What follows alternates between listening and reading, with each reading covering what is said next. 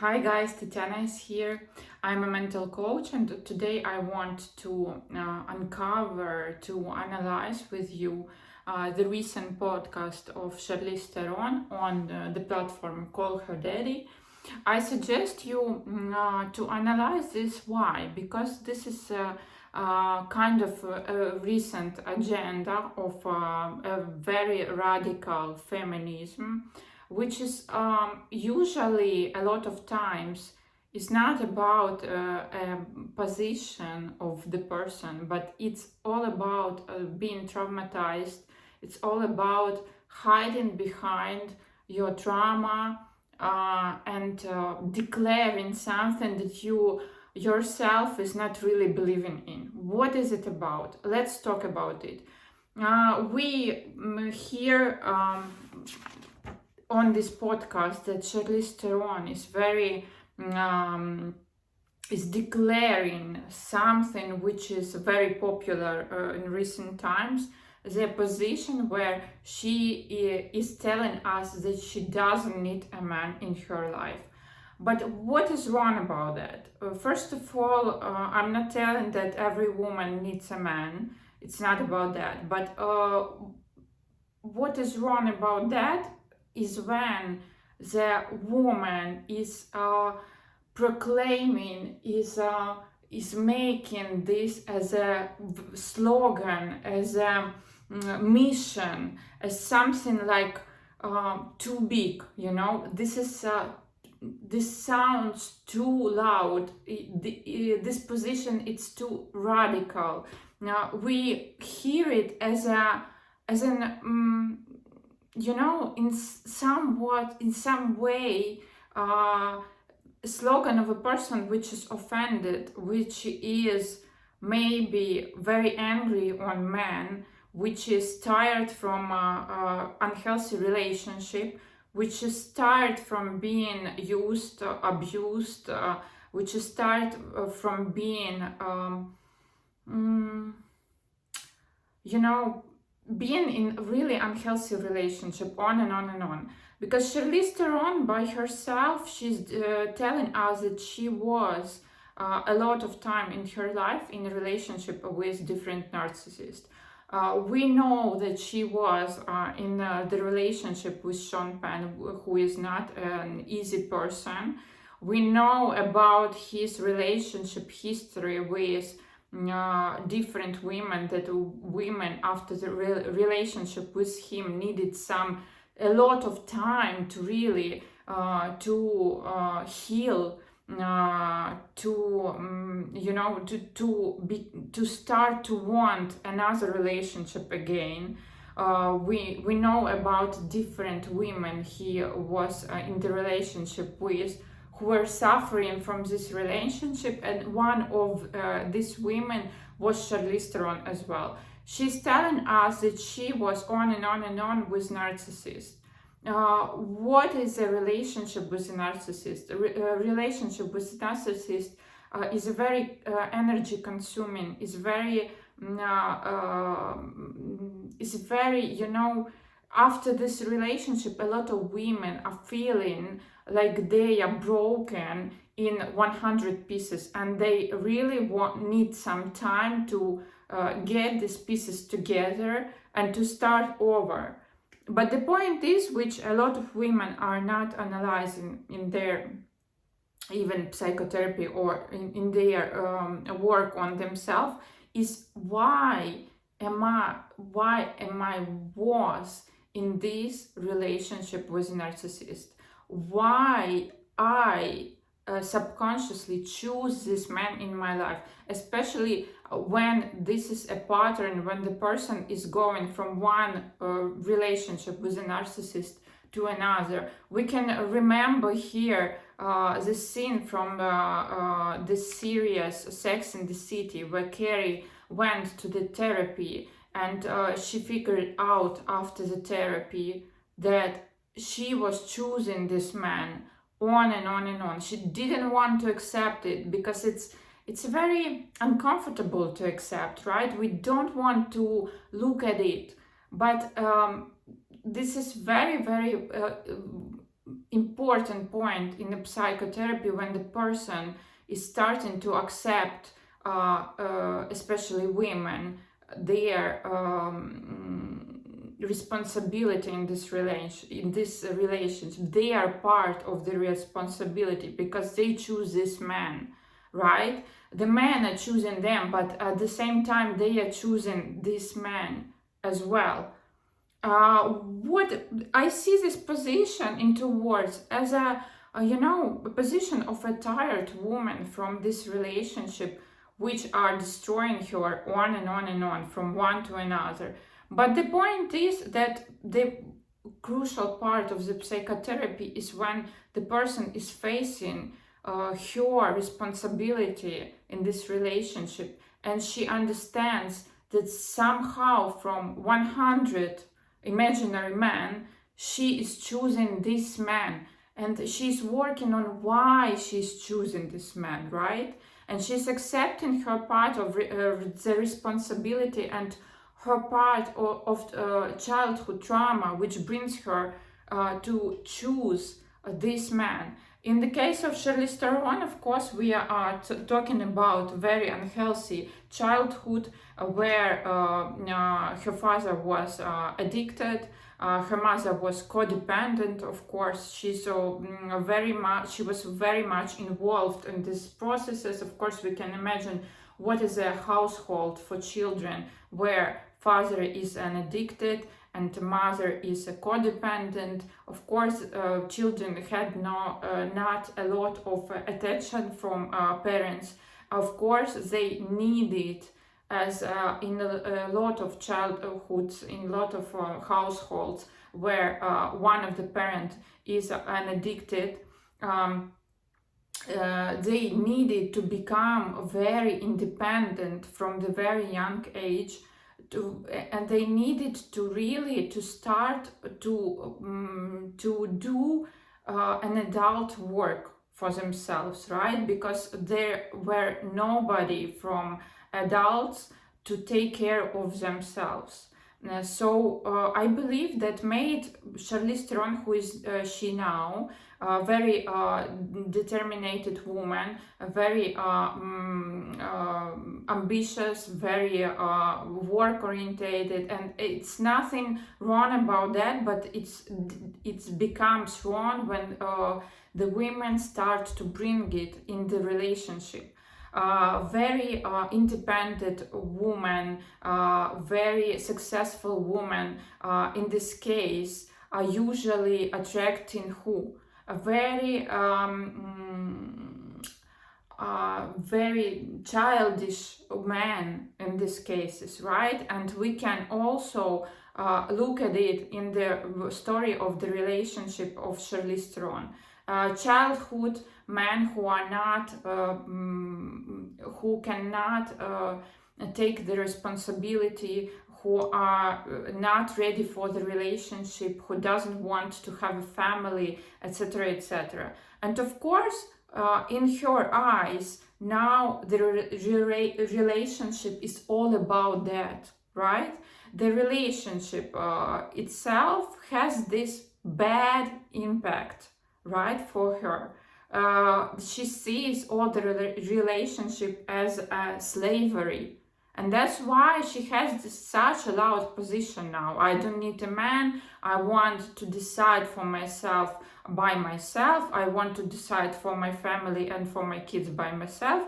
And she doesn't understand, she doesn't realize that actually in the healthy relationship, you also have your distance, you also have your space, you also have your decision making, you have your liberty. It's not about slavery. It's a healthy relationship. What makes the relationship unhealthy is a lack of this liberty, right, of each and partners in this relationship. But I'm telling you, I see here an offended woman who is really tired from the men who are childish, who are not able to take responsibility, who are not able to build a healthy relationship. This is all about it. But for her good, she needs to accept that it's only about her history of the relationship. The relationship and men are different. And to start to build a healthy relationship and healthy life, and she, by the way, she needs men a lot. In this position, I don't need a man. You can read that she needs a man. And she wants to be in a relationship, but she doesn't want to accept it. This is all about it. Because if she wouldn't need any man, she would be, it would be like, you know, a different phrase, a different statement. It would be a very calm statement in a way like, I'm okay with, in the, you know, in the situation where I'm now. I don't know what will come next. I don't know what will be with my life in the next future, but I'm okay with what I am today, and I'm okay with that. I'm not against man. I'm not against relationship, and this sounds healthy, right? This sounds psychologically healthy.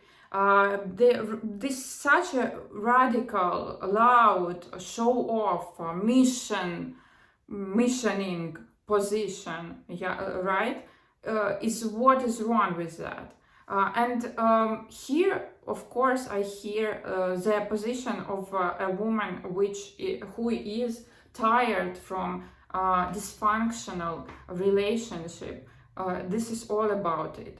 What I also find interesting right here, that here in this case, we also can see what is transgenerational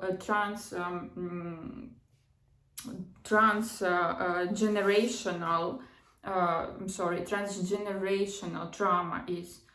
This is trauma which is following in the family from the generation to other generation.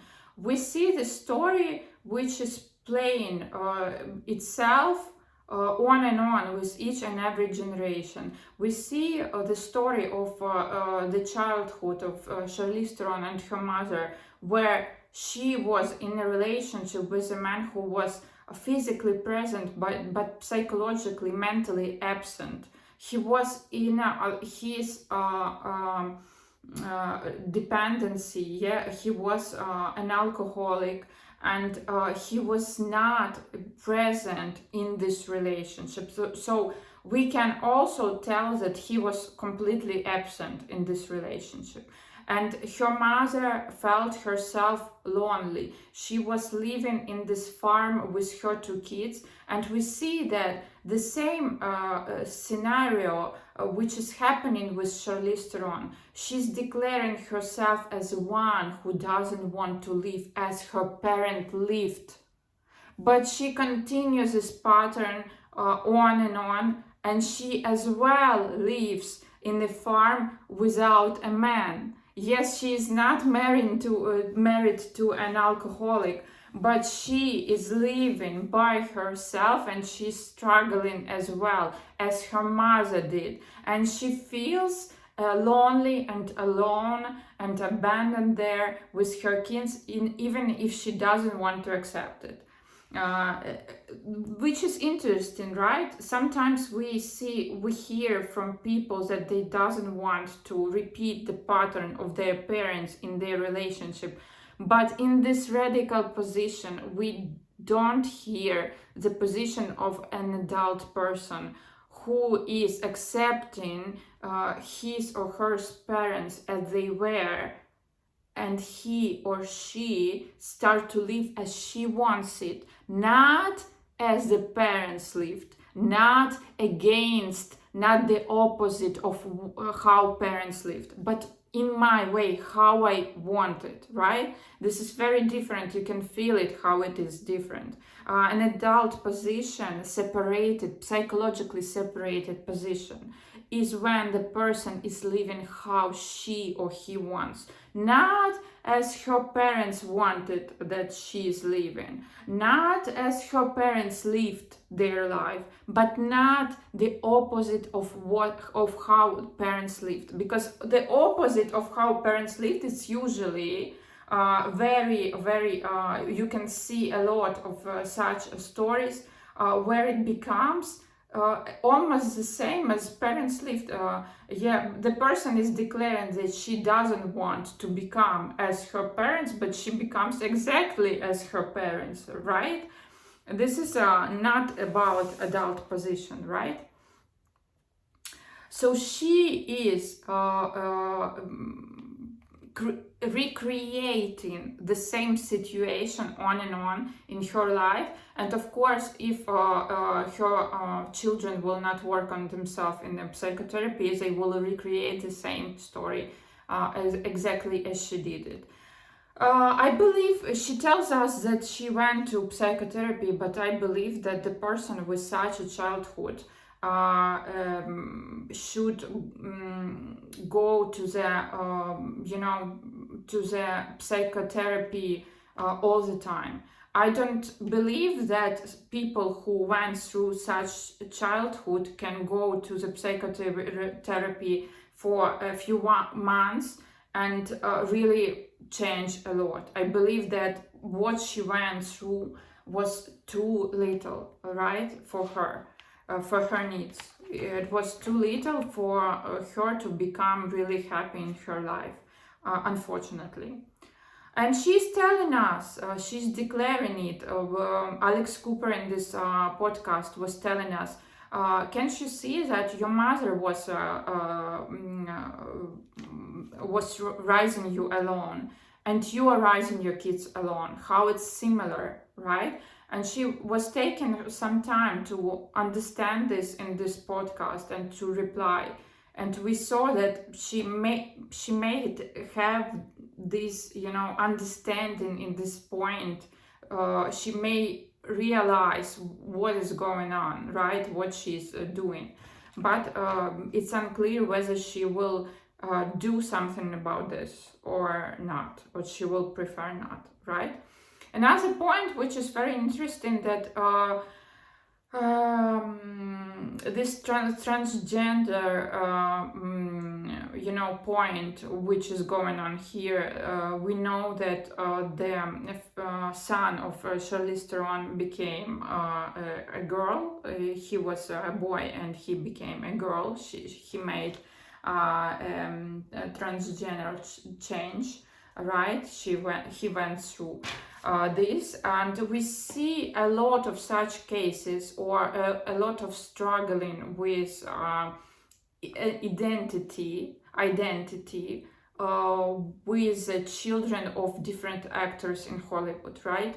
We see it on and on and on. It's very, very often that we see such struggles of the children of the stars. Why is it happening? Because they follow in their parents. If their parents are not working on themselves in psychotherapy, if they are struggling from the identity crisis, their children will do the same as well. In addition, I believe that Charlize Theron is not facing a lot of actually different feelings of hers to her father's. And she's angry on her father, and she's upset, and she is feeling different emotions towards him, but she doesn't want to face it. And I believe that subconsciously her son felt that it is more safe for him to be a girl in this family, as strange as it sounds, right? That's why he made it, I believe. And she is telling us very loudly and proudly that she broke the pattern of her parents. But is it like this? Do you believe this? Just comment down below. What do you think about this? Does it look like to you that she broke the pattern of her parents. I believe she is living the same way. You know, her mother was a lonely mother, was raising two kids by herself. She's doing the same. She's feeling lonely, she's alone. Yes, she's without an alcoholic partner, but she's the same lonely, right? So it looks to me that she is repeating the same pattern as she mother did, actually. The lack of separation with her mother, and of course also the story of her mother, that her mother doesn't want to go to therapy. This feels and looks strange to me, actually. As for the person who really faced a lot of challenges in her life and she doesn't want to go to therapy, this looks strange to me. And of course, as well as a position of a mother who really wants to have a good relationship with her daughter, it's strange that she doesn't want to work on herself, right? Going through the codependent relationship with an addictive man, addicted man, right? It's kind of strange. And she's telling us that she was losing herself in the relationship. Of course, if the person doesn't know, doesn't have the really strong core in herself, inside of herself, she's rather to she has this tendency to lose herself in every relationship, especially if we are talking about the relationship with a narcissist. And of course, and also additional very great actually question that Alex Cooper made, and I want to mention it because we see the difference here, because Alex Cooper is continuing to work on herself, and she is going through she's having her psychotherapy, she's for some years already. And we see that her progress is very visible. It's very contrast to the position of Charlize Theron and to the self-reflections that Charlize Theron is having on her life and all the questions. And at some point she's asking Charlize Theron, what will you do without your children? And of course, for a woman which is hyper controlling, which is hyper,